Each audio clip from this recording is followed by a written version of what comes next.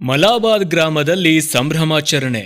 22 ವರ್ಷಗಳ ಕಾಲ ದೇಶ ಸೇವೆ ಮಾಡಿ ಸ್ವಗ್ರಾಮಕ್ಕೆ ಆಗಮಿಸಿದ ಸುರೇಶ್ ಖೋತ್ ಅವರಿಗೆ ಅದ್ದೂರಿ ಸ್ವಾಗತ. ದೇಶ ಕಾಯುವ ಸೈನಿಕ, ಅನ್ನ ನೀಡುವ ರೈತ ಹಾಗೂ ಜನ್ಮ ನೀಡಿದ ತಂದೆ ತಾಯಿಯರನ್ನ ಎಂದಿಗೂ ಮರೆಯಬಾರದು ಎಂದು ಕೌಲಗುಡ್ಡದ ಶ್ರೀ ಅಮರೇಶ್ವರ ಮಹಾರಾಜರು ಕರೆ ನೀಡಿದರು. ಬೆಳಗಾವಿ ಜಿಲ್ಲೆಯ ಅಥಣಿ ತಾಲೂಕಿನ ಮಲಾಬಾದ್ ಗ್ರಾಮದಲ್ಲಿ ಸುರೇಶ್ ಖೋತ್ ಇವರ ಸನ್ಮಾನ ಕಾರ್ಯಕ್ರಮದ ಸಾನ್ನಿಧ್ಯ ವಹಿಸಿ ಮಾತನಾಡಿದ ಅವರು, ದೇಶದ ಗಡಿ ಕಾಯುವ ಭಾರತೀಯ ಸೈನ್ಯದಲ್ಲಿ ಕಾರ್ಯನಿರ್ವಹಿಸಿದ ಯೋಧರಿಗೆ ನಾವು ಗೌರವ ಕೊಡಬೇಕು. ಶಿಕ್ಷಕ, ಸೈನಿಕ, ಕೃಷಿಕರೇ ನಿಜವಾದ ಪೂಜನೀಯರು ಮತ್ತು ನಮ್ಮ ದೇಶದ ಜೀವಾಳವಾಗಿದ್ದಾರೆ ಎಂದ ಅವರು, ನಿವೃತ್ತ ಯೋಧ ಸುರೇಶ್ ಖೋತ್ ಇವರ ನಿವೃತ್ತಿ ಜೀವನ ಸತ್ಯಂ ಶಿವಂ ಸುಂದರಂ ಆಗಲಿ ಎಂದು ಶುಭ ಹಾರೈಸಿದರು. ಮಾಜಿ ಸೈನಿಕ ಸುರೇಶ್ ಖೋತ್ ಮಾತನಾಡಿ, ಭಾರತ ದೇಶದಲ್ಲಿ ಜನಿಸಿದ ನಾವು ಪುಣ್ಯವಂತರು. ಹೀಗಾಗಿ ಭಾರತಾಂಬೆಯ ಋಣ ತೀರಿಸಲೆಂದು ಸೇನೆಗೆ ಸೇರಿಕೊಂಡು ಸುಮಾರು 22 ವರ್ಷಗಳ ಕಾಲ ಸೇನೆಯಲ್ಲಿ ಸೇವೆ ಸಲ್ಲಿಸಿ ಮರಳಿ ನಮ್ಮ ಸ್ವಗ್ರಾಮಕ್ಕೆ ಬಂದಾಗ ಗ್ರಾಮದ ಎಲ್ಲಾ ಜನರು ಯಾವುದೇ ಒಂದು ಜಾತಿ, ಮತ,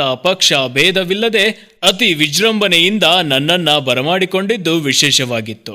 ಈ ಕಾರ್ಯಕ್ರಮ ಆಯೋಜಿಸಿದ ಗ್ರಾಮದ ಎಲ್ಲರಿಗೂ ಹೃತ್ಪೂರ್ವಕ ಅಭಿನಂದನೆಗಳನ್ನ ಸಲ್ಲಿಸಿದರು. ಇದೇ ಸಮಯದಲ್ಲಿ ಹುನ್ನೂರಿನ ವಿಶ್ವನಾಥ್ ಗುರುಗಳು, ಮಾಜಿ ಸೈನಿಕರ ಸಂಘದ ಅಧ್ಯಕ್ಷ ಗುರಪ್ಪ ಮಗದುಂ, ಅಥಣಿ ಯುದ್ಧ ಸ್ಮಾರಕದ ಅಧ್ಯಕ್ಷ ಸಿದ್ದರಾಜ್ ಬೋರಾಡೆ, ರವಿ ಬನಸೋಡೆ, ಮಹಾದೇವ್ ಸನದಿ ಮಾತನಾಡಿ, ಸುರೇಶ್ ಖೋತ್ ಇವರ ಕಾರ್ಯ ಸ್ಮರಣೀಯವಾಗಿದೆ ಮತ್ತು ಅವರ ಮುಂದಿನ ಜೀವನ ಸುಖಕರವಾಗಲೆಂದು ಶುಭ ಹಾರೈಸಿದರು. ಇದೇ ಸಮಯದಲ್ಲಿ ಅಥಣಿ ಸಾಯಿ ಮಂದಿರ ಅರ್ಚಕ ಶಾಂತವೀರಯ್ಯ ಹಿರೇಮಠ್, ನಿವೃತ್ತ ಶಿಕ್ಷಕ ಪಿಎಸ್ ಸೂರಗೌಡ, ಮಲಾಬಾದ್ ಗ್ರಾಮದ ಧರೆಪ್ಪ ಕಲಮಡಿ, ಮಾಜಿ ಸೈನಿಕ ಸೈಯದ್ ಅಲಿ ಮಿರಜ್ಕರ್, ಗ್ರಾಮದ ಮುಖಂಡ ಮಂಜುಗೌಡ ಪಾಟೀಲ್, ಗ್ರಾಮದ ಹಿರಿಯ ಗುರುಪಾದಯ್ಯ ಸ್ವಾಮೀಜಿ, ಮಾಜಿ ಸೈನಿಕರಾದ ಉಮೇಶ್ ಸಾಳುಂಕೆ, ಗೌಡಪ್ಪ ಮಿರ್ಜಿ ಸೇರಿದಂತೆ ನೂರಾರು ಗ್ರಾಮಸ್ಥರು, ಬಂಧು ಬಳಗದವರು ಉಪಸ್ಥಿತರಿದ್ದರು. ಕಾರ್ಯಕ್ರಮದಲ್ಲಿ ನಿವೃತ್ತ ಯೋಧ ಸುರೇಶ್ ಖೋತ್ ದಂಪತಿಗಳನ್ನ ಮಲಾಬಾದ್ ಗ್ರಾಮದ ಗ್ರಾಮಸ್ಥರು, ಮಾಜಿ ಸೈನಿಕರು, ಸ್ನೇಹಿತರು ಸೇರಿ ಸತ್ಕರಿಸಿದರು. ಸತೀಶ್ ಕೋಳಿ, ನ್ಯೂಸ್ ಫಾಸ್ಟ್ ಕನ್ನಡ, ಚಿಕ್ಕೋಡಿ.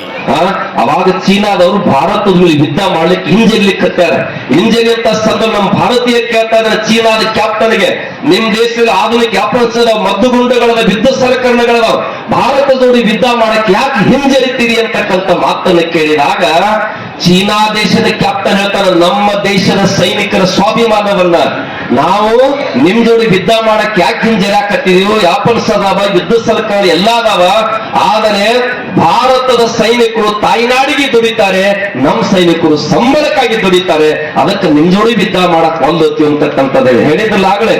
ಹಿಂದೆ ಬಂದಿಲ್ಲ ನಮ್ಮವರು, ಮುಂದಿಟ್ಟದು ಮುಂದೆ ಹೋಗ್ಯಾರ ಅಂತಕ್ಕಂಥ ಮಾತು. ಒಂದು ವಿಚಾರ ಮಾಡ್ರಿ, ನಮ್ ಸೈನಿಕರು ಪುಣ್ಯ ಹಾಕ್ತಾರೆ, ನಾನ್ ಸಾಯ್ಬೇಕು, ನೀನ್ ಸಾಯ್ಬೇಕು, ನಾ ಸತ್ರು ಚಿಂತಿಲ್ಲ, ನನ್ನ ಗಡಿ ಇಂಚು ಕೂಡ ನನಗೆ ಯಾರಿಗೆ ವೈರಿಗೆ ಮುಟ್ಟಬಾರದು ಮುಂದೆ ಬರ್ತಾರಂದ್ರೆ ಎಂತ ಅಭಿಮಾನ ಇರ್ಬೇಕು, ಸ್ವಾಭಿಮಾನ ಇರ್ಬೇಕು. ಅದಕ್ಕೆ ಬುದ್ಧುಗಳೇ, ಅವೆಲ್ಲ ವಿಶೇಷವಾಗಿರ್ತಕ್ಕಂಥ ಈ ಸೈನಿಕ ವೃತ್ತಿಯನ್ನು ಪ್ರೀತಿಸಲಿ. ಇವತ್ತೇನವ್ರು ಅದ್ದೂರಿಯಾಗಿ ಸ್ವಾಗತ ಮಾಡ್ಕೊಂಡು ಕರ್ಕೊಂಡು ಬಂದಿಲ್ಲ, ನನಗೆ ಹೇಳಿದ್ರು ಮುಂದ್ ಸೀಟ್ ನಿಮ್ದು ಕೊಲ್ಲಾಯ್ತ್ರಿ, ಅಲ್ಲಿ ಬಂದ್ಕೊಂಡ್ರೆ ನಾ ಎಲ್ಲಿ ಯುದ್ಧ ಮಾಡಕ್ ಹೋಗಿಲ್ಲ, ಏನೋ ಮಾಡಕ್ ಹೋಗಿಲ್ವಿ, ಎಲ್ಲ ಗೌರವ ಅವರಿಗೆ ಸಲ್ಲಿ. ಯಾಕಂದ್ರೆ ನಾವು ಕೂಡ ಎಲ್ಲರೂ ಅವರಿಗೆ ಹೂವನ್ನ ಹಾರಿಸೋಣ ಅಂತಕ್ಕಂಥ ಮಾತನ್ನ. ಅದಕ್ಕೆ ಬಂಧುಗಳೇ, ನಮ್ಮ ವೃತ್ತಿ ಹಾಗೈತೆ ಅಂತ ಕೇಳಿದ್ರೆ, ಮಣ್ಣಾಳವ ಮಹಾರಾಜ ಬೇರೆ, ಮನಸ್ಸಾಳ್ತಕ್ಕಂಥವ್ರು ಅಧ್ಯಾತ್ಮ ಚಿಂತಕರು ಅಂತ ಕರೀತಾರೆ. ಶಿವಯೋಗಿಗಳು, ಶರೀಫರು. ಈ ಸ್ವಾಗತ ಬಗ್ಗೆ ನೀವು ಮಾಜಿ ಸೈನಿಕರ ಅಧ್ಯಕ್ಷರು ಬಂದಿದ್ದಂಥ ಎಲ್ಲರೂ ನನ್ನ ಮಾಜಿ ಸೈನಿಕರಿಗೂ ಧನ್ಯವಾದಗಳು. ಊರಿನ ಸಮಸ್ತ ನಾಯಕರಿಗೂ, ಹಿರಿಯರಿಗೂ, ನನ್ನ ತಮ್ಮಂದಿರಿಗೂ ಎಲ್ಲರಿಗೂ ನನ್ನ ಕರ್ತವ್ಯ ಧನ್ಯವಾದಗಳು ಸಲ್ಲಿಸ್ತೇನೆ. ಇಷ್ಟು ಜನ ಬಂದು ನನಗೆ ರಿಟೈರ್ಮೆಂಟ್ ಫಂಕ್ಷನ್ಗೆ ಒಂದು ಸ್ವಾಗತ ಮಾಡಿದ್ದಕ್ಕೆ ಎಲ್ಲರಿಗೂ ನನ್ನ ನಮಸ್ಕಾರ. ನಾನು 22 ವರ್ಷ. ನಾನು 2004ರಲ್ಲಿ ಜಸೈಲ್ಮೇರ್ ಫಸ್ಟ್ ಸರ್ವಿಸ್ ರೀ, ಆಮೇಲೆ ಅಮೃತ್ಸರ್ 4 ವರ್ಷ ರೀ, ಮುಂದೆ ಜಮ್ಮು ಕಾಶ್ಮೀರಕ್ಕೆ 3 ವರ್ಷ ರೀ, ಲೇ 2 ವರ್ಷ, ಮತ್ತು ಅಂಬಾಲಾ 2 ವರ್ಷ, ಲಾಸ್ಟ್ ಹರಿಯಾಣ 3 ವರ್ಷ, ಟೋಟಲ್ 22 ಇಯರ್ಸ್ ಸರ್ವಿಸ್ ಮುಗಿಸ್ಕೊಂಡಿದ್ವಿ. ಭಾರಿ ಒಳ್ಳೇದು ಅನಿಸ್ತೈತೆ ರೀ. ಒಂದು ಲೆಕ್ಕಲೆ ದುಃಖ ಅನಿಸ್ತೈತೆ ಬಿಟ್ಟು ಬಂದದಕ್ಕೆ. ಇಲ್ಲಿ ಬರ್ಬೇಕು ಅನ್ನೋದಂದ್ರೆ ಸ್ವಲ್ಪ ಫ್ಯಾಮಿಲಿ ಮ್ಯಾಟ್ರ್ ಐತ್ರಿ. ಇಷ್ಟು ದಿವಸ ಬಿಟ್ಟದಕ್ಕೆ ಸ್ವಲ್ಪ ಒಳ್ಳೇದು. ದೊಡ್ಡವರಾದ್ಮೇಲೆ ಏನ್ ಕೊಡ್ರಿ, ದಯವಿಟ್ಟು ಎಲ್ಲಾನು ಕ್ಷಮೆ ಬಳಿಕಾಗೋದನ್ನು ಮೊಬೈಲ್ ಕೊಡಬೇಡ್ರಿ. ಅದಕ್ಕೊಂದು ಮಾತು ಹೇಳ್ತಾರೆ, ತಾಯಿ ಗರ್ಭದಾಗಿರ್ತಕ್ಕಂಥ ಸಂಸ್ಕಾರ ನಮ್ಮದು ನಡೀತೈತಿ. ನೀವೇನು ಗರ್ಭವತಿ ಇದ್ದಾಗ ಮಾಡ್ತೀರಲ್ಲ, ಆ ಹುಡುಗರು ಅದೇ ಸಂಸ್ಕಾರ ಮಾಡ್ತಾವ. ಹಿಂದಕ್ಕೆ ತಾಯಿಯವರು ಏನೇನೋ ಪುಸ್ತಕ ಓದಿದ್ರೆ, ಮಹಾಭಾರತ, ರಾಮಾಯಣ ಇವನ್ನೆಲ್ಲ ಬುಕ್ಗಳನ್ನು ಓದಿದ್ರೆ ಅವರೆಲ್ಲ ಅಂತ ಶರಣರು, ಮಹಾತ್ಮರು, ಸಂತರು ಹುಟ್ಟಿದ್ರು. ಹಂಗ ನಮ್ಮ ಸೈನಿಕ ಓಡಿ ಹೋಗ್ಯಾವಲ್ಲ, ಮುಂದೆ ಹೆಜ್ಜಿಟ್ಟಂದ್ರೆ ಹಿಂದ ತಗೊಳ್ಳವಲ್ಲ ನಮ್ಮ ಸೈನಿಕ. ಹನುಮಂತಪ್ಪ ಕೊಪ್ಪದ ಹೆಸರು ಕೇಳುವ ಕರ್ನಾಟಕದ ಒಂದು 6 ಫೂಟ್ ಬರ್ಪ ಎದಿನಾಗ ತಗೊಂಡು 6 ದಿವಸ ತಕ ಜೀವಂತಿದ್ದವ. ವಿಜ್ಞಾನಿಗಳು ಆದ್ರೂ ಅವ್ರಿಗೆ ಆಶ್ಚರ್ಯ ಆಯ್ತು, ಮನುಷ್ಯ ಕೈಯಾಗ 5 ನಿಮಿಷ ಬರ್ಪ್ ಹಿಡಿದ್ರು ಅಂದ್ರೆ ಆಗುದಿಲ್ಲ. 6 ದಿವಸ ತಕ ಜೀವಂತಿದ್ದ, ಎದಿನ ಬರ್ಪಿತ್ತು, ಕೆದರಿ ನೋಡೋಟಿಲ್ಲ ಅಲ್ಲಿ ಜೀವಂತಿದ್ದ. ಮುಂದೆ ಐಶ್ವರ್ಯಾಗ ಬಂದ್ಬಿಟ್ಟು ಹಿಂಗ್ ನಂತರ ತಿಳ್ಕೊತಾನ.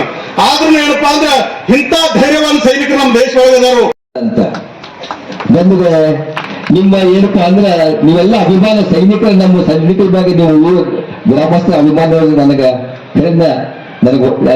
Words explain your greatness.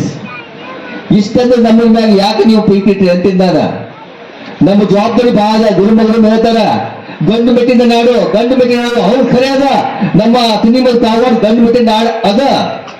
ನಮ್ಮ ತಮ್ಮ ಸೇವೆಯನ್ನು ಸಲ್ಲಿಸಿ ಹರಿಯಾಣದೊಳಗ 22 ವರ್ಷಗಳ ಸೇವೆಯನ್ನು, ಸುದೀರ್ಘವಾದ ಸೇವೆಯನ್ನು ಸಲ್ಲಿಸಿದ ನಂತರ ಮೊನ್ನೆ ತಾನೇ ಆಗಿರ್ತಕ್ಕಂಥ ಆಪರೇಷನ್ ಸಿಂಧೂರದಲ್ಲಿ ಅತ್ಯಂತ ಜಾಗರೂಕತೆಯಿಂದ ತಮ್ಮ ಕೆಲಸವನ್ನು ನಿರ್ವಹಿಸಿ ನಮ್ಮ ಊರಿಗೆ ಹೆಚ್ಚಿನ ಕೀರ್ತಿಯನ್ನು ತಂದಿರತಕ್ಕಂಥ ವ್ಯಕ್ತಿ ಸುರೇಶ್ ಖೋತ್ ಅವರಿಗೆ ಒಂದು ಜೋರಾದ ಚಪ್ಪಾಳೆಯನ್ನ ಕಟ್ಟಬೇಕು. ಈ ನಿಮ್ಮ ಊರಿನ ಎಲ್ಲ ದೇವರಗಳ ಆಶೀರ್ವಾದದೊಂದಿಗೆ ನಾವು ಎಲ್ಲಾ ರೀತಿಯಿಂದ ಬೆಳವಣಿಗೆ ಆಗಿದ್ದೀವಿ, ಮನೆತನಗಳು ಸುಧಾರಣೆ ಆಗಿದ್ದಾವೆ. ಎಲ್ಲ ಒಂದು ಯುವಕರಿಗೆ ಹೇಳಲಿಕ್ಕೆ ಇಚ್ಛಾ ಪಡ್ತೀನಿ. ಲಾಸ್ಟ್ ಒಂದು ಮಾತು ಹೇಳ್ತೀನಿ ನಿಮ್ಗೆ. ಈಗ ಯಾರು PUC first year, second year, SSLC ಮುಗಿಸಿದಿರಿ, ನಮಗಿದ್ದಂತ ಕಷ್ಟಗಳಿಲ್ಲ, ಈಗೆಲ್ಲ ಈಸಿ ಆಗಿದೆ.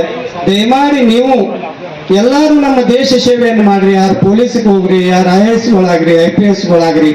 ನಿಮಗೆಲ್ಲ ನಮ್ಮ ಊರಿನ ದೇವರ ಆಶೀರ್ವಾದ, ಹಿರಿಯರ ಆಶೀರ್ವಾದ, ಈಗ ಬಂದಿರ್ತಕ್ಕಂಥ ನಮ್ಮ ಅಮರೇಶ್ವರ ಮಹಾರಾಜರಂತ ಆಶೀರ್ವಾದ ನಮ್ಮೆಲ್ಲ ಊರುಗಳ ಮೇಲೆ, ನಮ್ಮೆಲ್ಲ ಯುವಕರ ಮೇಲೆ ಅತ್ಯುನ್ನತವಾದಂತ ಆಶೀರ್ವಾದ ಇದೆ.